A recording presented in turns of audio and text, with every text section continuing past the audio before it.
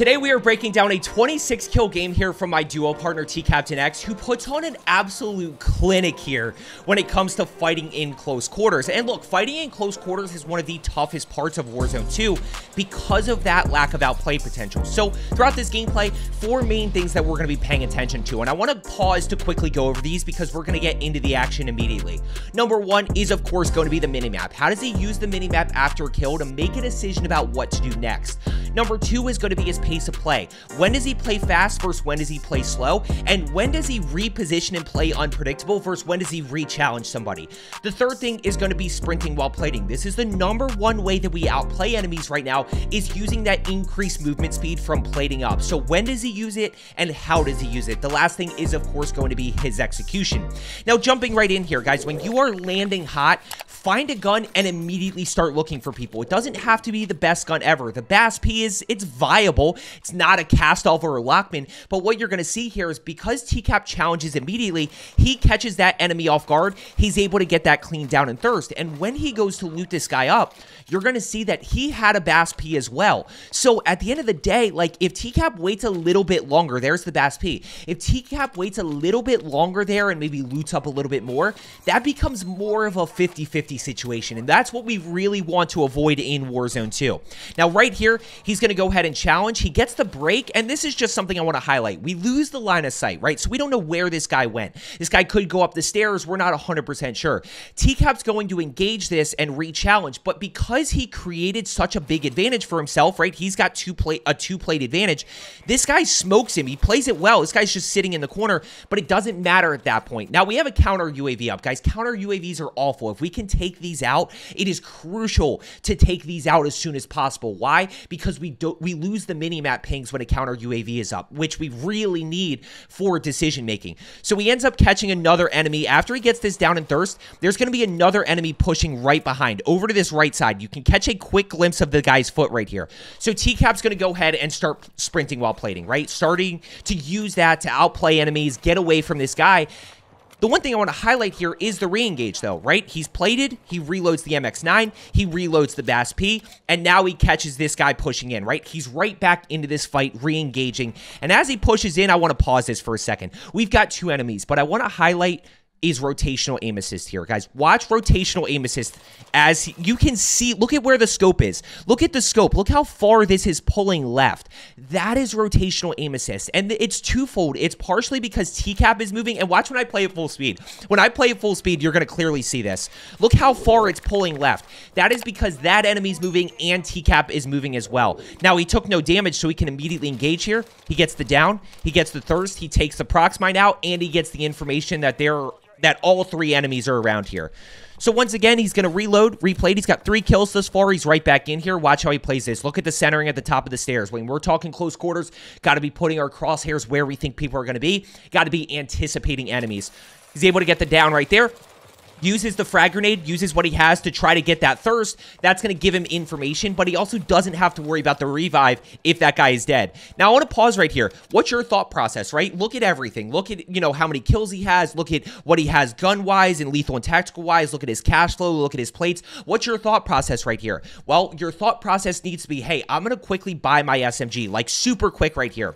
And why do I say SMG, guys? I talked about this in a short. If you are rotating out, right? If nobody else was here and T-Cap was leaving, he should buy his RPK. Why? Because you want to open up that fight. That next fight, you're going to have to open up using your RPK. Positioning matters on Ashika. But because he's still in the mix here, he's going to quickly buy his Vaznev. He knows what his setup is. He always puts his Vaznev right here. The SMG that he is using, he puts right in this slot. So it's super quick that he's able to buy it. He's going to go ahead and buy plates just to kind of preemptively get ahead of the lack of plates sometimes, especially in close quarters because he can't always loot, and he's right back in here. Now, once again, guys, what do we do right here? He broke him. T-Cap broke the enemy broke T-Cap. All we have to do is anticipate and execute. We keep that pressure on.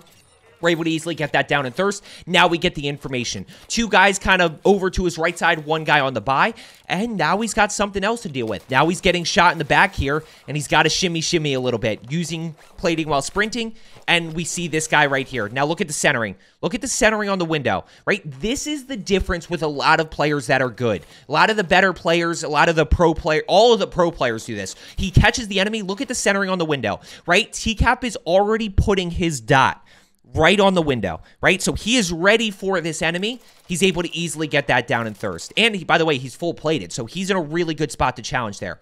Now let's talk about being unpredictable. What is your thought process right here, right? You get the mini-map pings, you get 2 over here. What is your thought process? TCAP makes a really good play right here because I would not make this play that he does. I personally, as a lot of you probably would, a lot of you may not engage this immediately. You should engage this immediately and go act while you have the information. I would push up these stairs. TCAP actually takes a slightly different angle and plays a little bit more unpredictable and pushes in this way. Well, why do I like this way so much? For this reason right here. He's able to get that down. Look how much cover he has, right? So he made the smarter to play to push into the building where he's got a lot of cover, but he does need to find a way to get that thirst, right? In a pretty bad spot there. He's low plates. Now all of a sudden, he has no extra plates. He's got 1 plate left, and look, he bought plates, right? Go back to where I said you got to buy plates. This is the exact reason. And he's just going to slow down here. Trying to slow down. You know, nobody's going to expect him to be here. So what he's hoping for is, you know, a teammate pushes out this window. He's able to get the clean knock, at which point he can get some plates again. Now he's going to go ahead and pull back. I just want to highlight 2 things in this situation. 1, bomb drone, right? So when you hear bomb drone, guys, stay away from corners, stay away from close quarters, shut doors if you can. Anything you can do to keep that bomb drone away because they are OP. The second thing is slow down to speed up. TCAP wants to get back in, right? He knows there's a lot of people over there. He's got 5 kills, off to a really good start here. You know, 6, 6, 4, 4 for the 20 bombs. 6 kills in the first, 6 kills in the second, 4 kills in the third, 4 kills in endgame. He's off to a really good start here to do that. But sometimes we need to slow down to speed up. Slow down, loot a little bit. Let's find plates here. Let's get back to full strength. We don't want to lose a gunfight simply because, you know, we didn't loot some plates, right? And then we're in a bad situation. Real quick, as he's going to get this knock, if you are looking to get better at Warzone 2 and Ashika Island, make sure you are subscribed down below. My whole goal is just to help you improve as a player, and I do multiple videos a week trying to help you get more kills, die a little less, pick up more wins, you know, have more fun, everything like that. So if you are looking to get better, make sure you are subscribed. 2 plates here. Now watch how he plays this, guys. Watch this situation, close quarters, execution right here. Watch how he never overcommits here. Watch how he plays this stairwell, back and forth, never letting the enemy see too much of him. Right here. Back and forth. There, back. He's back. He breaks him. Now he's back up again. He's back up. Never let him see too much of you. Never let him see too much. Finally, he's able to get that down because that enemy's trying to play high ground. He's able to catch that little window. So that back and forth allows him to get that kill without taking damage. Now, right here, you see mini-map pings, right? We're able to get that kill. There's the kill. So I don't know why, I don't know what this whole situation is, but like we're getting multiple pings. I don't know who's on whose team anymore, but all I know is we've got 1 enemy here, we've got 1 enemy here, and we got 1 this way. We'll take the easy gunfight, right? This is a one-on-one, anticipate and execute. That's exactly what he's going to do. He's going to take the solo. He's going to anticipate around the corner. He's got the break, so he's going to keep pressure on. But look at the centering around the corner, right? Crosshairs are out already. By jump peeking this corner, his crosshairs are already out. He hip fires before he ADSs. He's got the break. That's a pretty easy kill right there. And he only took damage because of that Molotov. If that guy actually tries to shoot his gun, TCAP probably really doesn't take damage there. Now he's got 8 kills already. Hostile flying in. Down, you know, doesn't really have plates in this moment. And this is one thing that I want you guys to work on. We're going to pause right here, and I want to preemptively tell you this. I want you to work on understanding when you are going to win a gunfight and when you are going to lose a gunfight, just based on your first few shots. So right here, you know, when TCAP gets smoked right there and he doesn't get this break, he knows he's in a bad position. He knows that he's going to lose this gunfight, so he just gets out. Now, unfortunate timing there with the Semtex. He's just going to get to the corner. His teammates are all around him, and never give up, guys. Sometimes you just got to fight your way out of something. There's 1 enemy right there. He's just going to start shooting. There's 1 enemy right there. He's just going to start shooting. Now, this guy right here, he's going to go put the pressure on because this guy's running around, but if he can shoot this guy in the back, he can actually get this down. Now, right here, he's going to go ahead and roll down. He's going to quickly buy plates. He's going to get in the corner. He's going to replate up, right? He's going to quickly reload, and then what does he do from here? He's right back in the fight. Watch him hip fire right here. The hip fire, right? That hip fire is so good on any SMG, but you can do it with ARs, LMGs as well. So, you know, just take advantage of that hip fire in close quarters instead of trying to track while ADS. 11 kills thus far. He's still got a few more. Gets the down, gets the thirst. 2 enemies over to his, you know, kind of behind him a little bit. He's got 1 enemy over to the right side. So let's go work towards this right side guy right here. Don't challenge the 2-stack. Go take the solo kill. He's going to start working his way over this way. Watch the anticipation at the top of the stairs, right? So he hears somebody, not 100% sure. Oh, over this way. Just wait for him, right? We're going to slow down. He's just waiting. Now he's finally able to get that down and thirst. He's getting shot, right? 2 guys to his left side. He's going to work his way back in. Sprinting while plating, right? Throw that plate in. Doesn't worry about reloading right there. He's going to sprint while plating. He's going to work his way back around. Once again, we're talking about the re-engage, guys. When we re-engage, we got to be ready. Ready at the top of the stairs. Gets caught a little bit off guard. This is where the good sprint to fire time for SMGs comes into play. You know, that's one of the most important statistics. So replate. He's got 1 to his left, 1 to his right. They're pretty split right now. Notice how split they are, right? So these 2 enemies that are still alive cannot help one another. So go ahead. He's going to reload real quick. Then he's going to throw this last plate in. Then he's going to go ahead and he's going to re-engage. 14 kills thus far, guys. This is close quarters. Like I said, this is an absolute masterclass when it comes to repositioning, being unpredictable, changing his pace, you know, acting on information, centering his crosshairs, centering. He's still centering. Still centering. Look at the centering around the corner. Look at that. It's just perfect, guys. Right where he thinks this enemy is going to be. Gets the down, gets the thirst. And, you know, part of that is hyper-focusing on kills, right? Those enemies are hyper-focusing on his teammates. He's able to kind of work his way around and kind of clean those up. Now, 15 kills.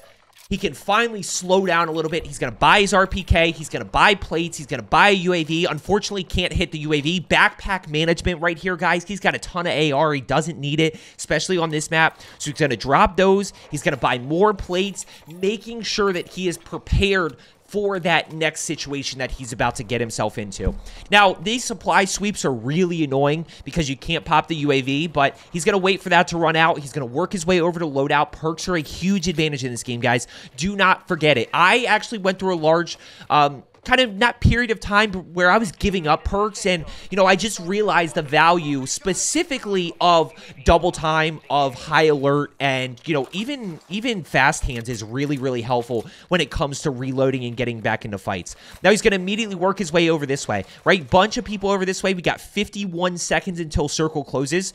Now he's going to keep the pressure on, gets that down. Headshot multiplier just insane right there. Now watch his positioning right here. Even though we're in close quarters, guys, we can still play positioning and be smart about our engagements. Getting high alerted from everywhere, right? So he doesn't get those high alert pings if he doesn't grab loadout right there. So we do want to try to get loadout as much as we possibly can.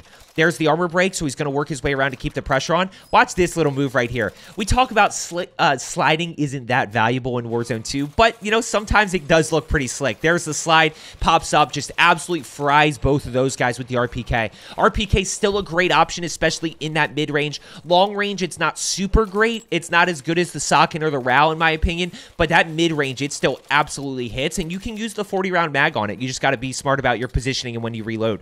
Now, he's getting a little greedy here, guys. You know, of course, he's trying to get this kill. He's already at 18. He's chasing the 30 bomb right here. He's got the gas mask, so he's just going to take it for what he can. But that also, notice the key thing right here, guys. When we talk about Ashika Island and having success on Ashika Island, yes, he overcommits to this kill, right? He's playing gas mask in second circle. You know, he doesn't necessarily have to, but what does this give him? This gives him information about where 2 more people are. So 2 more people straight ahead, he can immediately work his way back over this way. He knows that they're on his level, so he can work his way back over, try to see what he can find. Look at the centering, just constantly ready for enemies. There's one right there. There's the kill. He's already at 20, guys. He's, you know, we talk about 20 bomb pace. He's just absolutely frying right now. He's locked. There's a guy right there. Challenges, biggest thing we noticed, jump peek the corner. Watch the centering. Watch when his crosshairs are out, guys. A lot of you get caught in a sprint, and you when I talk about centering your crosshairs, right? So this guy's shooting at his teammate, right? So where a lot of you struggle is because you're not centered and anticipating, you take just a little bit more damage than you should, right? That's really what it comes down to, and that's where the second enemy gets you. That's where you can't challenge with momentum. You know, he took a little bit of damage there, but if his crosshairs aren't out, maybe that's an even closer situation than he would have liked. Right here, he's going to go ahead and revive real quick. 21 kills, 7 other teams still alive. Really good pace thus far. Really good pace. He's definitely on the 30 here. He's got plates, got cash, he's got everything that he needs. He just doesn't have any information at the moment, right? That's the one thing he's lacking. So what do? Well, let's go ahead and start working our way back towards the action, right? Actions, there's still 7 teams alive. This is where I think a lot of you are like, okay, what do I do from here? There's still 7 other teams alive. They're just not on this side of the map, which means they're probably on the other side of the map, right? So let's work our ways towards the other side of the map. And as I always try to tell you guys, if you start pushing somewhere, 99% of the time, you're just going to run into somebody, you know, at some point, whether it's an audio cue, whether it's people fighting, whether it's you see somebody, whatever it may be. Right there, he saw somebody up top. Yep, there's one up top. People over to the right side fighting, right? So we hear shooting all the way around, all around here. There's the down. There's the thirst. He thought there might still be one alive in there. There's kill number 22. Backside on our level by the most wanted, which I'm surprised he didn't act on. I don't know if he checked minimap right there. After he gets this kill, I don't know if he checks minimap at all. Let's see. Yeah, he checked minimap quickly right there. I'd be really tempted to just engage that immediately, but there are other people around Castle that we have to be aware of. 22 kills. Notice the lobby died a little bit, right? We're down to 5 teams, and we were just at 7 other teams still alive. 2 teams just died pretty quick there. And what he's thinking about here is holding people from Castle. Look at this play right here. This guy made a great play with the drop shot. That's where the drop shot's really good because TCAP loses sight of him, right? So TCAP right here loses a little bit of sight of him, but that's where we, you know, get the headshot multiplier. 2 more kills, 24 kills, 5 other teams, 1 up at Castle. And he's just got to keep playing here. He's got to keep acting on information. In this point, you know, this video was all about fighting in close quarters, but what I will tell you is that we've now kind of shifted to a more mid-range, long-range game, right? In this very moment, because of the circle. Because the circle is more out in the open here, we've got to shift our focus to positioning, playing with cover. While we can challenge in Castle right here, this guy's right here. Good shots there with the Vaznev, a little bit on ADS to track that enemy. We got multiple people over to the right side right here. We got loadout down over that way, 25 kills. We got durable gas mask. TCAP is very known for gas plays. He loves making gas plays. So he's going to take advantage, grab the durable gas mask. That's going to last longer than the gas mask that he had, especially because this one's at 61%. It's going to buy him a lot of time in gas, guys. Durable gas masks are great. Now, we got one team over this way. I want you to remember this.